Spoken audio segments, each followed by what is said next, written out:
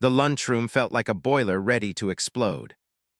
Bodies packed shoulder to shoulder, metal trays clanging, guards pretending not to hear insults flying across concrete tables.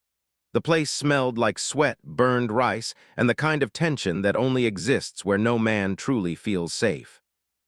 And in the far corner, almost hidden behind a pillar, sat the new inmate. A quiet black man, mid-40s, built like he carried entire worlds on his shoulders. No expression, no anger, not even fear, just stillness. Stay with me until the end. Before we begin, don't forget to like this video, hit subscribe, and comment where you're watching from. Now let's get into it. A stillness so unnatural that the inmates at nearby tables glanced over not because he drew attention, but because he avoided it too perfectly. Invisible men didn't survive long in prison. And invisible men were the ones bullies hunted first.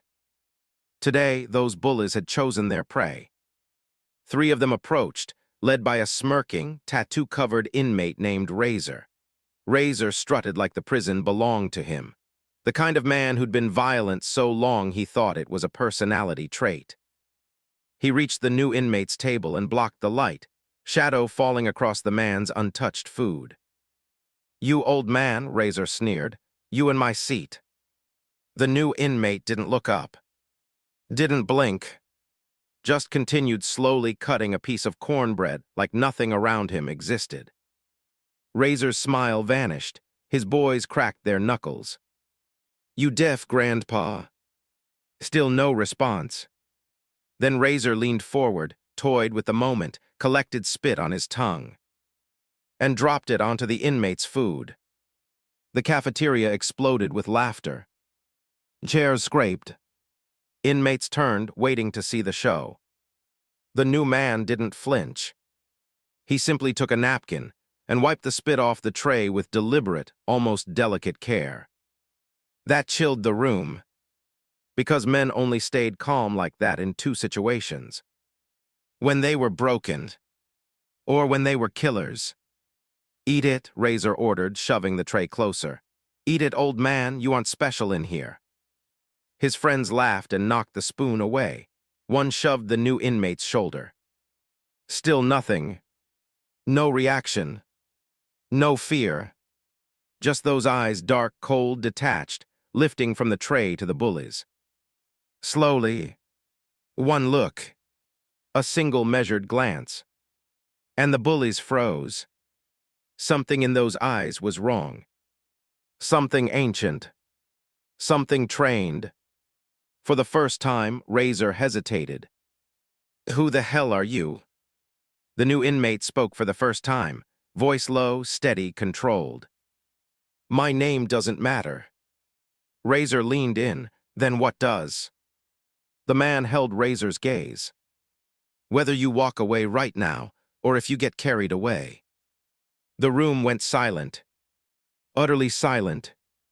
Razor laughed, but his laugh cracked at the edges. "You threatening me, in my cafeteria?" "No," the man said, folding his napkin neatly. "I'm explaining your options." A guard somewhere coughed, even he didn't want to step in. Razor shoved the table, making the tray jump. "Listen, old man." But the inmate looked up again, fully this time. Eyes sharp enough to cut steel. And in that instant, Razor finally understood. This wasn't just another quiet inmate. This man had seen things. Done things. Survived things. He wasn't scared because he had nothing left to fear. Then from across the cafeteria, another inmate called out. "That's him. That's the one they say used to be Special Forces." Razor's head snapped sideways. "Special Forces." "Yeah," the inmate whispered loudly. "They called him something like the Reaper, the guy who never left witnesses." A ripple went through the cafeteria. Nervous, quiet, terrified. The new inmate didn't deny it. He simply stood up, lifted his tray, and walked away. Razor didn't move, couldn't, not until after the man had disappeared into the hallway. Only then did Razor exhale shakily. His friend whispered, "Should we follow him?" Razor swallowed hard. Hell no, not yet. Hours earlier, before the cafeteria incident, the new inmate, real name Nathan Cross, arrived at the prison gates just after sunrise. His wrists shackled, his expression unreadable, his silence louder than any threat. He had been sentenced to 6 years for aggravated assault. A simple charge, a normal charge. But nothing about Nathan Cross was normal. The guards sensed it when they cuffed him. The intake officers sensed it when they read his blank military records, half his file redacted with thick black ink. And the inmates sensed it when he walked through the cell block, every step calm, measured, precise. Nathan chose the top bunk in the farthest, quietest corner. Didn't introduce himself. Didn't speak. Didn't even unpack beyond a toothbrush and one book. Men like him didn't blend in. They radiated danger in every breath. But that danger didn't come from ego. It came from history. A history buried so deep that even the government pretended it didn't exist. A history that earned him a classified title whispered only in back rooms of the Pentagon. The Shadow Diver. The Navy SEAL they called when they needed a ghost. When they needed someone who could end a threat quietly. Permanently. Nathan had executed missions in jungles where compasses failed. In deserts where heat melted bones. In frozen mountains where breath turned to ice in seconds. Every target he eliminated, every mission he survived, etched itself deeper into the silence he now carried like armor. For 15 years he served. For 15 years, he disappeared into operations that didn't exist on paper. Then one night everything changed. And it had nothing to do with war. 2 months before prison, Nathan worked alone at a dockyard in Savannah. Quiet job, quiet life. No attachments. No friends. He thought he'd outrun his past. But shadows don't fade, they follow. That night he heard screams near a parked trailer. 3 men. 2 armed. 1 girl, maybe 14, bound with duct tape, crying behind a gag. Nathan didn't think. He moved. The first man never saw the elbow that crushed his throat. The second fired his gun, missed, and caught Nathan's knee to the ribs before collapsing in the dirt. The third ran. He made it 12 steps. Nathan reached him by step 13. What happened next was over in 4 seconds. And the girl lived. But a witness hiding behind a dumpster saw enough to describe Nathan to the police. And Nathan did something no one expected.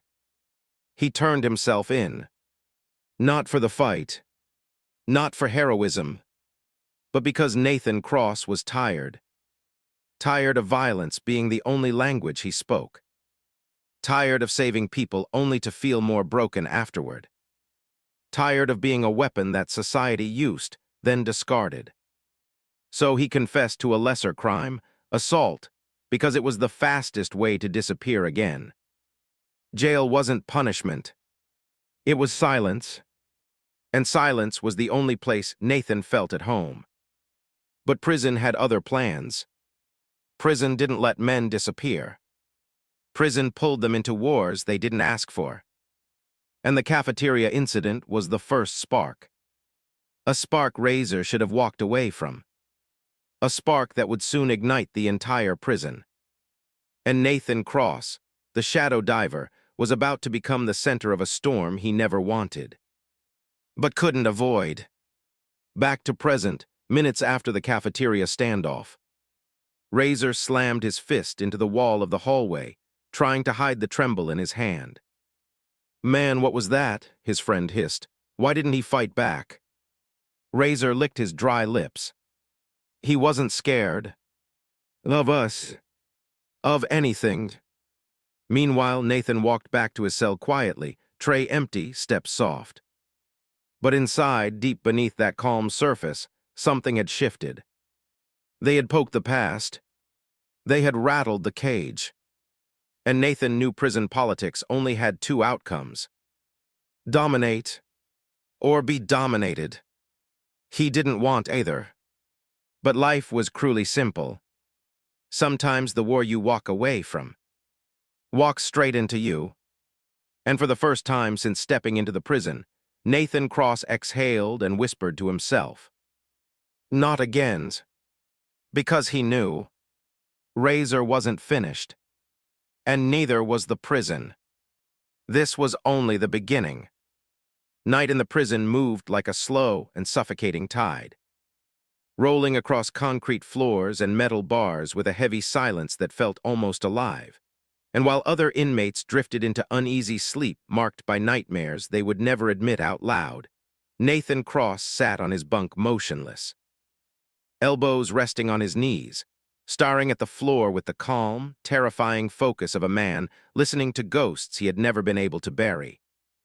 Knowing deep inside his bones that Razor's humiliation was not just an incident, but the subtle shift of an entire ecosystem preparing to snap. Because in a place like this, power never stayed still for long. It crawled, it festered, it hunted. Nathan wasn't afraid of Razor. Razor was impulsive and loud and insecure. A man who built his personality out of threats because he didn't know how to build anything else. But the danger now didn't come from Razor alone. It came from the whispers sneaking through the cell blocks. The murmurs that traveled faster than footsteps. The rumors that Nathan Cross wasn't just another inmate trying to survive quietly, but something older, harder, more lethal. And that kind of reputation, earned or not, painted a target large enough for an entire prison to aim at. His cell door buzzed open with a metallic crackle, and two guards stepped in with the edge of nerves dancing beneath their uniforms, telling him the warden wanted him, but saying it with the stiff posture of men who didn't want to be alone in a room with him for even half a second longer than necessary. So they cuffed him and guided him through dim hallways lined with inmates pressing their faces to the bars, whispering unbelievable numbers about the old man who snapped Razor in half without even touching him. Numbers inflated by fear, driven by fantasy, but dangerous nonetheless, because rumors were more powerful than fists in a place where the truth rarely mattered. Warden Evelyn Hayes, sharp as glass, small in stature but tall in authority, stood in her office like a general reviewing a battlefield through her window. And when she turned to face Nathan, her eyes dissected him with the precision of a surgeon cutting open a body to see what secrets lived inside the ribs, telling him without hesitation that he had created a problem. That the cafeteria incident had fractured Razor's influence. That fractured influence meant desperation. And desperation in a man like Razor meant violence ready to spill across the prison like fire caught in wind. And she informed him that whether he liked it or not, the balance had shifted because of him, and that put every man around him in danger. Nathan listened with expressionless patience, offering calm responses that frustrated the warden because he sounded like a man who had experienced far worse, who had stared at destruction and walked away so many times that threats felt like background noise. And when she revealed she had attempted to read his file, only to find page after page drenched in black redactions, entire segments erased by someone far above her pay grade. She stepped closer and told him point-blank that men with sealed histories were either ghosts or the reasons other men became ghosts. Hayes insisted that Razor would retaliate, that it was inevitable, that Nathan must prevent the confrontation from ballooning into a full-scale conflict. But Nathan, in that calm tone that sounded more like a warning than defiance, told her he only wanted to be left alone. Which made Hayes slam her fist on the desk and remind him that in prison, solitude was a fantasy. That in this environment, other people's problems eventually became your problems whether you wanted them or not. Because the walls didn't care who you used to be. They only cared about who had power now. The guards escorted Nathan back toward his cell block, but as they turned into the long stretch leading to B-Wing, the overhead lights flickered with a low buzz like the final heartbeat of a dying machine, then went completely dark, plunging everything into blackness so heavy It swallowed sound, movement, and breath. And Nathan's senses sharpened instantly because he had lived through ambushes in jungles where darkness didn't just hide enemies. It created them. The first guard disappeared with a wet choke and a muffled struggle, dragged into the void by unseen hands. And the second guard tried to shout, but steel flashed and silence followed, leaving Nathan alone in the dark with footsteps closing in around him. Footsteps belonging to men who believed they had trapped him, not realizing they were standing inside the jaws of something far more dangerous than anything they had ever hunted. Razor's voice emerged from the shadows with a twisted glee, telling Nathan that humiliation had costs, that tonight was the bill being collected, that the power outage was a gift from a guard he paid under the table, a chance to cut the old man into pieces without witnesses, and Razor stepped forward, blade in hand, thinking he finally had the upper hand. Nathan didn't move, didn't stumble, didn't react with the frantic fear Razor expected. Instead, he spoke with slow, razor-sharp conviction, telling Razor that fear was already betraying him, that he had chosen the wrong man to challenge. And as the emergency lights flickered faint crimson across the corridor, Nathan mapped every breath, every shift of weight, every heartbeat around him like a soldier reading a battlefield. Razor lunged with a savage swing meant to slice Nathan's ribs, but Nathan moved not with the panic of a trapped inmate, but with the smooth, devastating precision of a man who had learned to fight in places where hesitation meant death. Stepping aside so fluidly it looked like Razor fell into emptiness, and Nathan countered with a strike so efficient, so brutally controlled, that Razor dropped before he even processed the hit. The rest of Razor's crew charged with the chaotic aggression of amateurs who thought numbers equaled strength, but Nathan dismantled them one by one with terrifying ease, redirecting one man's momentum into another's skull. Sweeping legs with perfect timing, slamming a body into cold iron bars, controlling the space around him like he owned the air itself, moving with the cold, ghost-like efficiency of someone trained to end fights before they even truly began. Razor staggered up, confused, bleeding, terrified, realizing that he hadn't just picked a fight with someone tough. He had picked a fight with someone engineered for survival. Someone who understood violence not as chaos, but as mathematics, physics, biology. Someone who had walked into death and come back with no fear left inside him. Nathan pinned Razor against the wall with enough pressure to steal his voice, but not his life. His forearm pressing across Razor's throat with quiet dominance as he warned him in a low, deadly whisper that this was mercy, and that next time.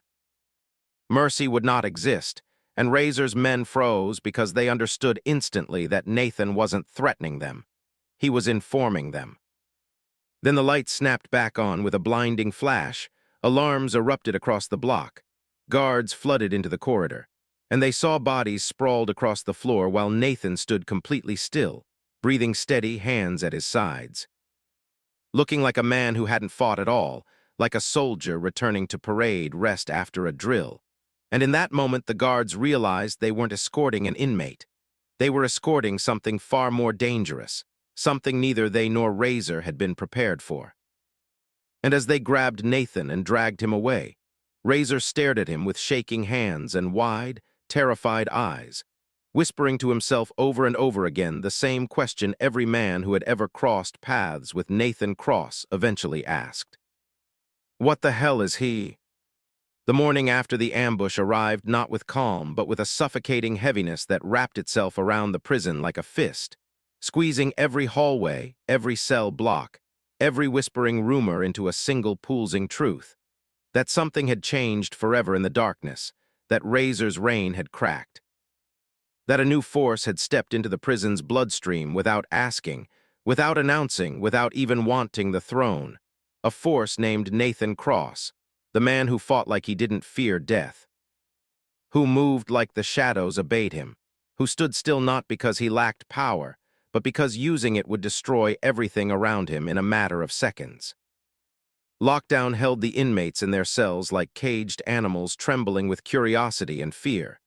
Yet fear hummed louder, because while they argued about what exactly happened, about how many men Razor brought, about how many seconds it took Nathan to end them. The guards avoided answering questions, and even the toughest inmates kept glancing down the hallway like the quiet man with the unreadable eyes might appear without warning. And if he did, they didn't know whether to kneel or run. Nathan sat on the edge of his new bunk in Block C, a quieter wing reserved for high-value inmates, listening to the echoes of chaos tightening outside, listening the way a veteran listens to wind before a storm, because he recognized the rhythm of a brewing war even here behind bars. And he knew that the ambush Razor attempted wouldn't be the end of this crisis. It was only the first domino. And behind it lay a series of events he already foresaw unraveling with cruel efficiency, events that would drag him deeper into battles he never wanted to fight again. Vincent Caruso, the elderly mob strategist who shared Nathan's cell, watched him with an unsettling calm, studying him like a chess grandmaster studying a piece that wasn't supposed to exist on the board, commenting in his soft, worn-out voice that the prison had been waiting a long time for someone like Nathan to shatter the hierarchy. Someone dangerous enough to challenge the chaos, yet disciplined enough not to drown in it. Someone who didn't crave power but attracted it as naturally as gravity. Nathan didn't respond immediately because he was trying to understand something deeper, something troubling. He hadn't meant to change anything in this prison. He hadn't meant to draw attention. He hadn't meant to awaken the man he used to be. The shadow walker, the silent diver, the government's unseen hand. But Razor's stupidity had forced him into stepping out of the quiet life he had tried so hard to carve for himself. And now he could feel the old instincts crawling up his spine like vines reclaiming abandoned stone. The warden summoned him again, but this time her voice carried something different. Not accusation, not anger, but a reluctant respect mixed with strategic concern, as she explained that 3 separate factions were now scrambling to seize Razor's weakened territory, that violence had already broken out in 2 wings, that guards had intercepted weapons fashioned in the dark, and that the prison was days away from imploding unless someone took control fast.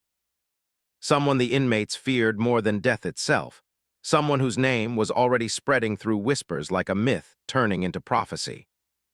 She stood close enough to look directly into Nathan's eyes that reflected nothing but calculation and fatigue, and told him that whether he liked it or not, every man in this prison already believed he was the new apex predator, the new law in a place without laws, the new center of gravity, and that if he didn't take that position deliberately, someone else would try to challenge him for it, which would lead to a war neither she nor the prison could afford.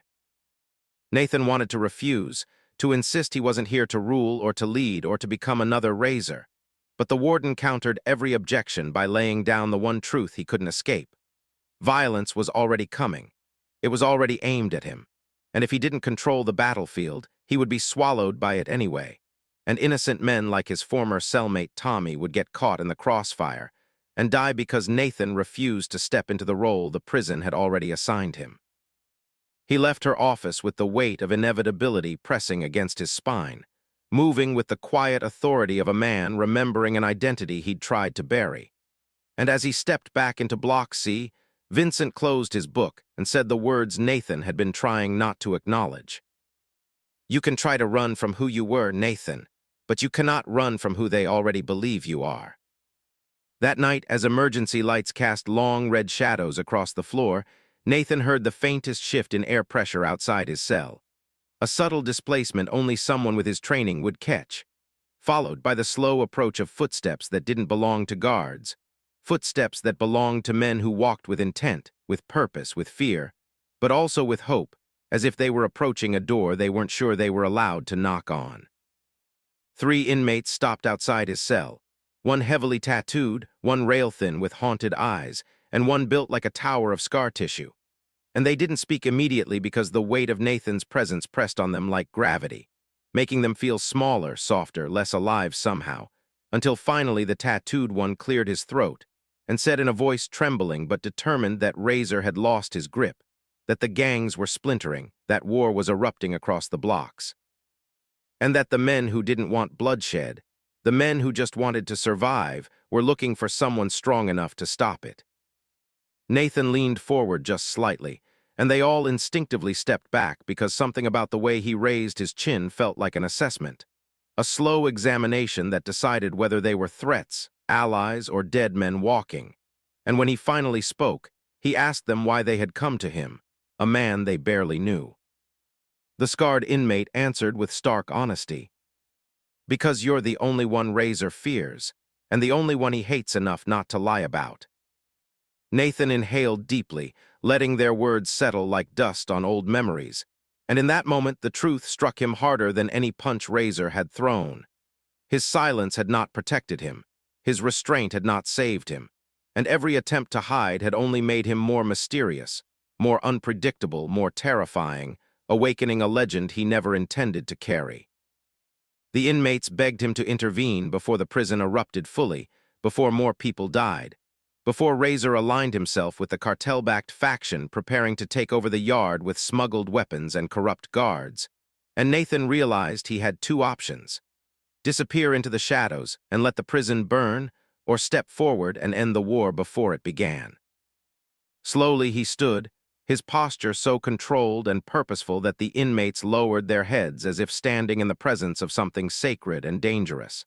And Nathan's voice, when it finally cut through the tension, carried the weight of every battlefield he had ever survived as he said, "If Razor wants a war, I'll bring him silence instead."